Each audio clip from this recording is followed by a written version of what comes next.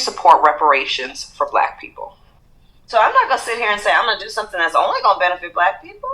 No, because whatever benefits that Black family will benefit that community and society as a whole and the country. Right? I now want to bring forth a friend who has, he is deceptive in that his social style is of such. One can miss his seriousness and his commitment, while his success is beyond argument. When we opened this Wall Street project and we talked about it, he gave us space at 40 Wall Street, which was to make a statement about our having a presence there. Beyond that, in terms of reaching out and being inclusive, he's done that too. And created for many people a comfort zone when I ran for the presidency in 84 and 88. And many others thought it was either laughable or something to avoid. He came to our business meeting here in New York because he has this sense of the curious and a will to risk to make things better. And so aside from all of style and his pizzazz, he is a serious person who is an effective builder of building with a builder of people. Last year he was a part of our workshop, of our panel workshop on what are the challenges and opportunities. And so this, a year later, Donald Trump, for a few minutes, challenges and opportunities to embrace the underserved communities. Donald Trump.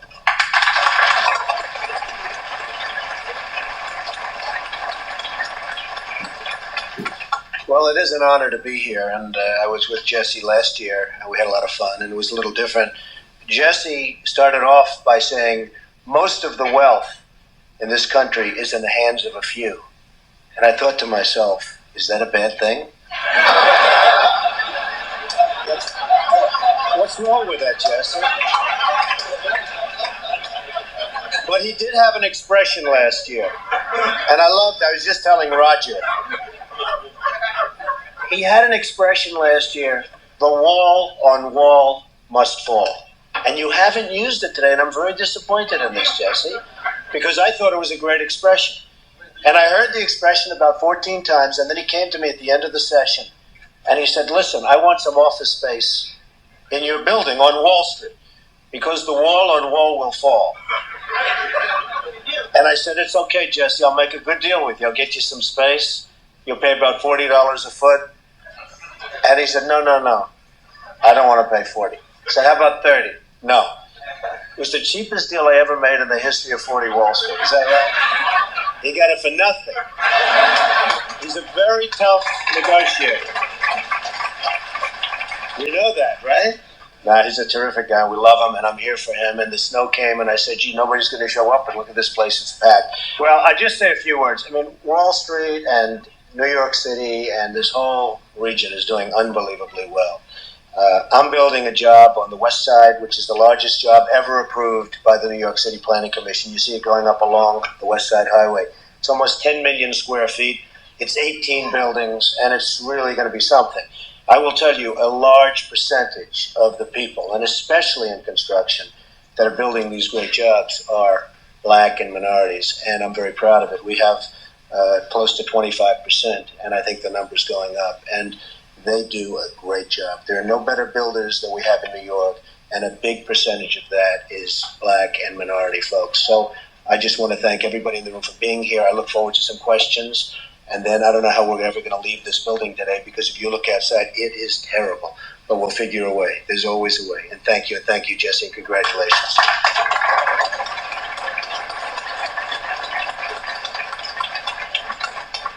And with all of that wealth, Trump wants a free ticket to the affair tonight.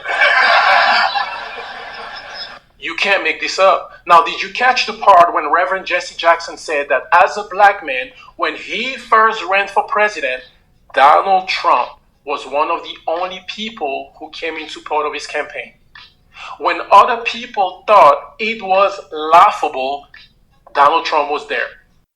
What's going on, everybody? It's the Political Brown Kid here, and I want to give credit to Black Conservative 24 Again, that's Black Conservative 24.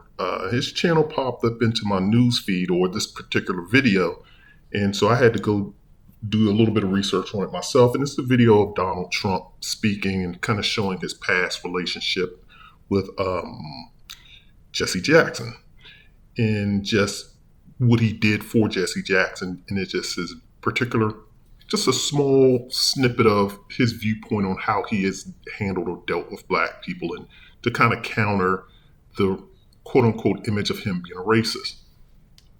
Now, I wanted to put both of those videos together to show the video of Donald Trump and then the video of Kamala Harris speaking. The reason why I did this is because of this. Most Black people that I hear talk, and most Black people say the dumbest things. Even I say dumb things at times too. I'm going to include myself in that. But I hate when I hear Black people regurgitate dumb platitudes. And what I mean by dumb platitudes, one of the dumbest platitudes I hear is when everyone wants to define insanity and say insanity is doing the same thing over and over and expecting different results. That's not the definition of insanity. Look up the definition of insanity in Webster's dictionary.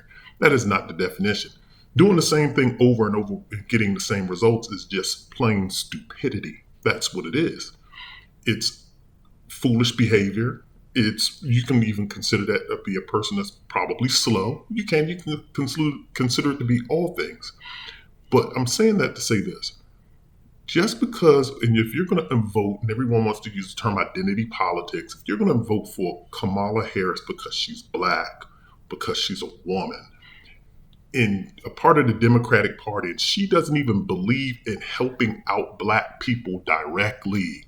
So what I mean by that is she doesn't even believe to say, okay, Black people deserve reparations. I've done a video on her and this whole reparations talk before. And I'm just now showing you again another snippet of what she said. She's taken the same playbook that Barack Obama took.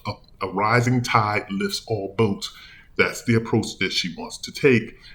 Again, how does that help Black people in particular? You helping out white people and Black people, all it does is it just helps white people get further and further ahead, and it just doesn't address the immediate concerns of Blacks. The immediate concerns of Black people it's about power. That's what it is about. Again, when you hear Barack Obama, and Barack Obama he was a failure too. And Black people don't want to admit that, but he was a failure as far as helping Black people advance and at least catch up to white people in terms of wealth and power. He was a failure. And she's taken his same playbook and following along with it. Again, you see Donald Trump said, I gave Jesse Jackson, I cut a deal with Jesse Jackson, and I gave him space in my building because he wanted a presence on Wall Street. He said, there's no Black people that have a presence on Wall Street. I gave them, or whatever street they're talking about, I do believe it's Wall Street. So I gave him a presence here. And also, I'm building several projects throughout the New York area, the real estate projects, and a lot of those people that we're giving contracts to are Black people. What I'm saying by that is this. When you start helping small Black businesses, whether they were electricians, plumbers, general contractors, I don't know what project managers, I don't know what he had going on his sites that he was developing, but that's true empowerment and helping individuals to rise up and take control of their destiny. That is participating in the true spirit of quote unquote America and capitalism.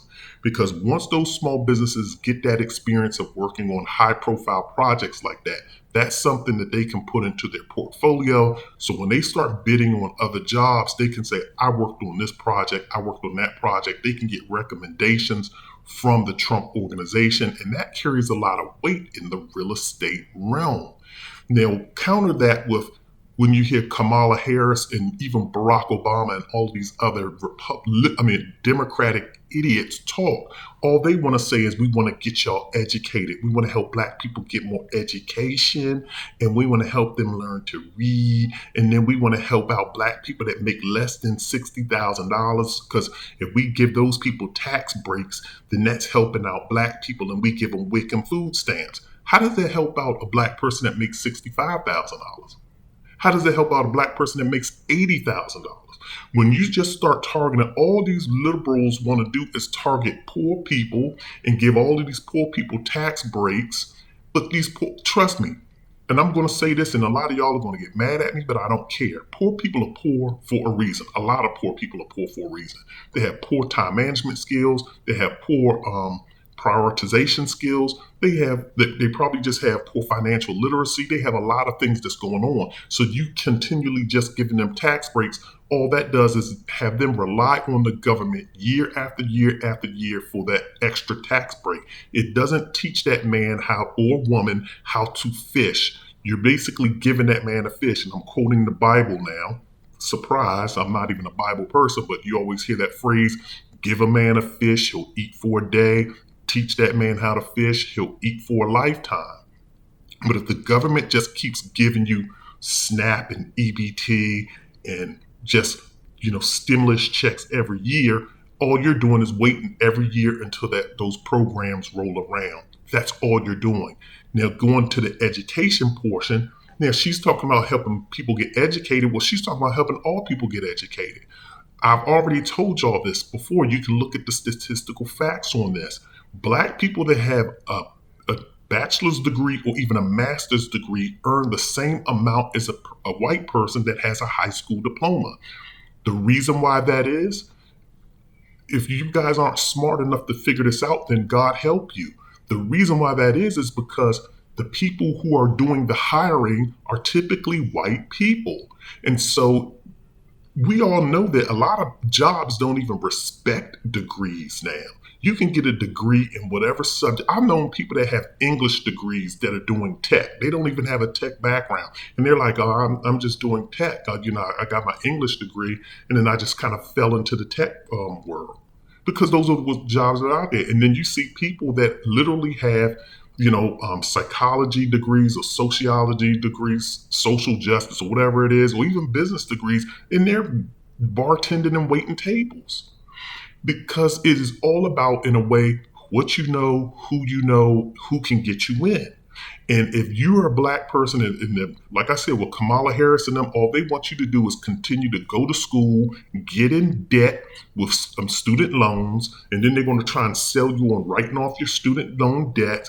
But then you're just going to waste 4 years getting a degree just for a white person to tell you you're just good enough to become a representative, a customer service rep, or whatever position that you're going to hold, even an accountant, a junior accountant, but they're not going to let you rise above. You're going to hit a glass ceiling. And that's the whole point that I'm trying to make. That you see these Democrats, they don't want to help you out. They don't want to say that, black people are owed reparations and we owe them what they owe them. The Republicans are saying the same thing. Trust me. But the difference between the Republicans and the Democrats is at least the Republicans are like, okay, we don't believe in reparations, but we believe in free enterprise, and we'll help you get bids on government contracts. We'll help you get bids on, or we'll help your small business grow. And then when your small business grows, then you employ more people, and that's the quote unquote trickle down theory.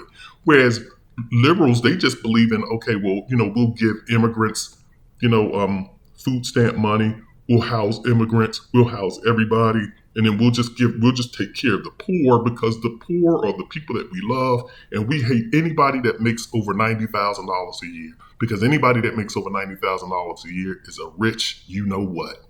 And that's the way they operate, and that's the way Kamala is operating. So I'm trying to help you all out. I'm not trying to tell you to vote for either one of these individuals. I told y'all before, don't vote at all. I think black people need to sacrifice 1 or 2 election cycles, presidential election cycles. You always got to vote local. I will always stress that. You always have to vote for your local municipalities.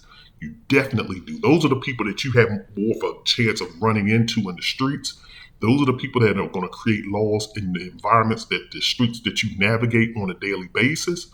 But I would say, as far as for the presidential, the federal level, we need to sacrifice 1 or 2 of those elections until either party says, we need these black votes, and what do they want? Until they start coming to us with their hat in their hand, and they're like, what do you need? And then we can say, what we want is we want our reparations.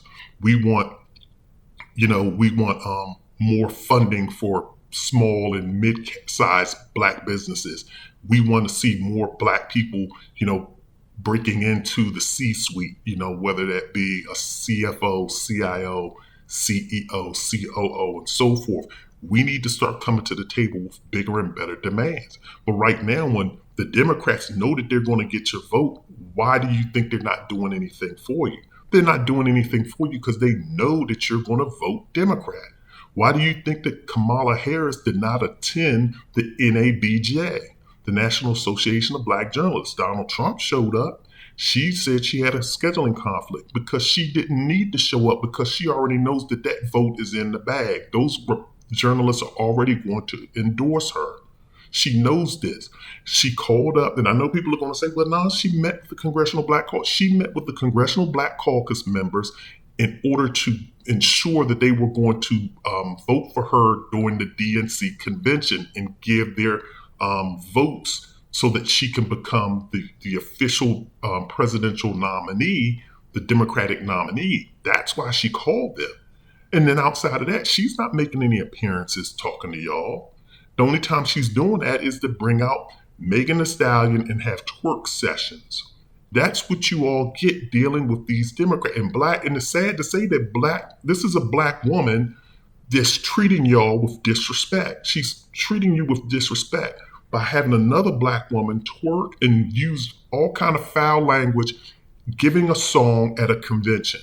And I know there were people talking about, well, Donald Trump had Kid Rock at the RNC. Yeah, but do you think Kid Rock was up there cursing? Do you think he was up there singing some song about, his private parts, his genitalia? He was probably singing it. I saw it, but I didn't see it. I didn't listen to Kid Rock. But I'm pretty sure he was singing an American song, a hype song. What is our hype song? A bunch of twerking. She could have picked anybody to come on that stage and give a song. She could have picked the Commodores. She could have had Earth, Wind, and Fire come out. Frankie Beverly and Maze would have got back together to come out and do that show. Patti LaBelle would have came out and done that show. But no, she chose Megan Thee Stallion to get up there and twerk and have a whole bunch of curse words in her song. And this is what we want from the next president of the United States. I'd like to see what Kamala Harris is going to do when she goes to a state like West Virginia or when she goes to a state like Pennsylvania or North Carolina. She's still going to have that same hood rat energy at those conventions and at those rallies. I doubt it. This is what I'm trying to say. They look and they say, Atlanta's a Black city. Let's give these Negroes what they want. And this is how they think that they get your vote. Please, Black people, don't fall for this stuff. So once again, like I keep saying, I definitely would not vote for Kamala Harris, but I just wanted to put this video out there because I think that Black people mistake it. And I probably should have said this way up front, but I'm going to say it here. So for y'all that stuck around, good. The difference between Republicans and Democrats are this. Democrats are going to act like your mother. Republicans are going to act like your father. What I mean by that is Democrats are going to baby you. It's going to be all right. We need to help out the little baby because the little baby just is getting bullied by the big babies and all the other kids are just beating up on the little baby of the house. And, I don't want my baby to get hurt, so I got to protect my baby. The Democrats mother you and pamper to you so they don't allow you to really see what your potential is going to be. And then they don't really care about the older kid that's trying to do well because they're like, oh, well, he's going to make it. I already know he's going to make it. So, they'll be okay. Whereas the Republican is going to be, hey, look, if your big siblings are bullying you, you're going to have to stand up and knock one of them out. You're going to have to get into a little tussle with one of these little people. You better take a stick and hit them upside the head with it. A Republican is going to talk to you very street level, very, matter of fact. They're going to say, hey, look, you need to handle your own problem. And you need to stop being soft and you need to, do what you got to do. But if you keep letting them other kids bully you around, that's your problem. You allowed it to happen. That's just the way Republicans are. And I'm not trying to absolve a lot of the things that Republicans do because like I told you, I could never be a member of the Republican Party just from their position on, when they say all lives matter, and then when certain things happen with black people in this country, they want to deflect and start bringing up black on black crime, and they start deflecting. I can't be a part of that. And I can't be a part of a group that doesn't want to give us reparations. And I can't be a part of the Democratic Party. So that's why I'm not a part of either party. And I would recommend that you do the same. So this has just been my thought on this. Once again, this is the Political Brown Kid. Take care.